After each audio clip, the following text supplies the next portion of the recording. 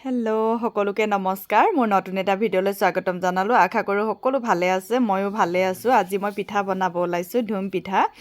ভাপত দিয়া পিঠা বহুতেই কয় কিন্তু আমি সৰুৰ পৰা ধুম পিঠা বুলিয়ে জানো ধুম পিঠা কোনে কোনে খাই ভাল পায় বাৰু মই আজি বনাব ওলাইছোঁ কেনেদৰে বনাওঁ কি কৰোঁ চাই থাককচোন বাৰু পিঠাখিনি মই পিচি থৈছিলোঁ অলৰেডি এইখিনি জহা চাউল আৰু খামটিলাহী চাউলৰ হয় আৰু এতিয়া মই এইখিনি মলি লওঁ ফাৰ্ষ্ট টাইম মই অকণমান নিমখ দিছোঁ নিমখ দি গোটেইখন হেৰি কৰি লওঁ আৰু অলপ লগত দিম মই অকণমান ৰিফাইন আৰু ঘি এইকাৰণে দিয়ে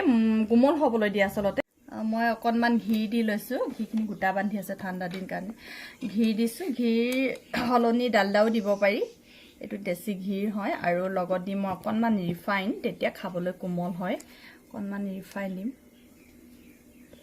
এইখিনি এতিয়া মলি লওঁ মলি লৈকে অকণমান মলিম বেছি নহয় মলি মেলি পানী অলপ অলপ দি অকণমান হেৰি কৰিম কোনে কোনে খাই বাৰু ধুম পিঠা যাক কয় ধুম পিঠা ভাপত দিয়া পিঠা সকলোৱে বিধে বিধে কয় নহয় জানো আমি আগে ধুম পিঠা বুলিয়ে কৈছিলোঁ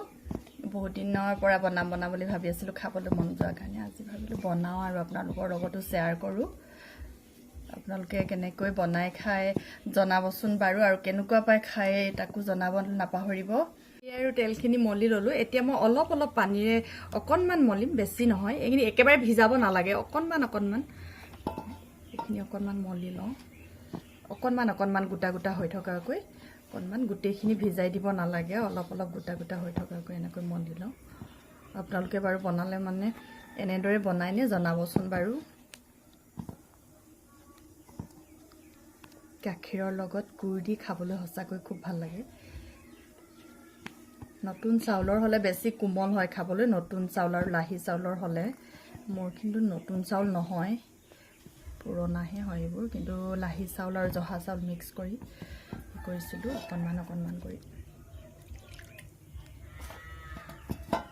এতিয়া মই এইখিনি মলি লোৱা হৈ গ'ল অলৰেডি মলি ল'লোঁ গোটেইখন এতিয়া মই কি কৰিছোঁ ডলা এখনত পেপাৰ এখন পাৰি লৈছোঁ পাৰিকে ওপৰত চালনী এখন দি লওঁ চালনীখন দি এইখিনি চালি লওঁ গোটেইখিনি এনেকৈ কৰি খায়নে বাৰু জনাবচোন কোনে এনেকৈ খায় এইখিনি চালি লওঁ এতিয়া গোটেইখিনি তাৰ লগত দিম মই তিল আৰু নাৰিকল এইখিনি ভাজি মেলি মই পেচি থৈছোঁ এতিয়া মই এটা ফুটা পাত্ৰ লওঁ মই এটা ফুটা পাত্ৰ লৈছোঁ এইটোত মানে মই এতিয়া পিঠাখিনি দি দিম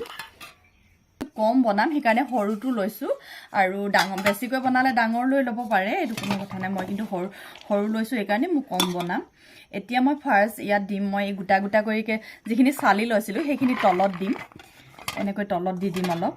যাতে হুলকি নাযায় তলত দি দিম এইখিনি ইয়াৰ পাছত দিম মই অকণমান পিচি থৈ দিয়া তিল আৰু নাৰিকলৰ সেই পেষ্টখিনি ধুনীয়াকৈ এনেকৈ দি দিম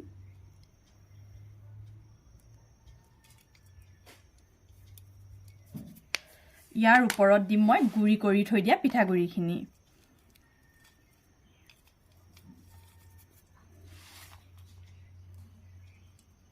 এইদৰে মই গোটেইখিনি দি লওঁ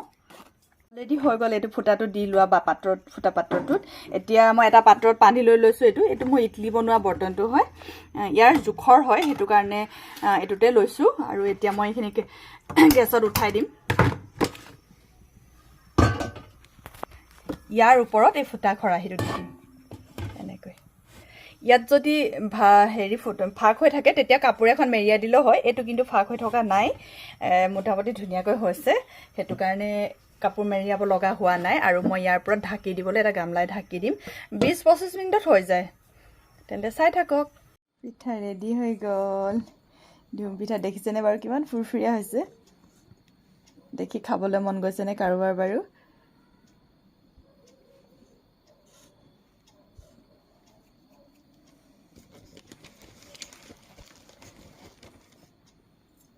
লগত দিব লাগে গুড়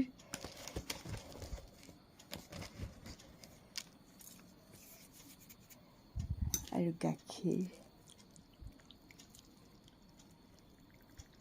তেন্তে বাই বাই পুনৰ এটা নতুন ভিডিঅ' লৈ আহিম আপোনালোকৰ মাজলৈ বাই বাই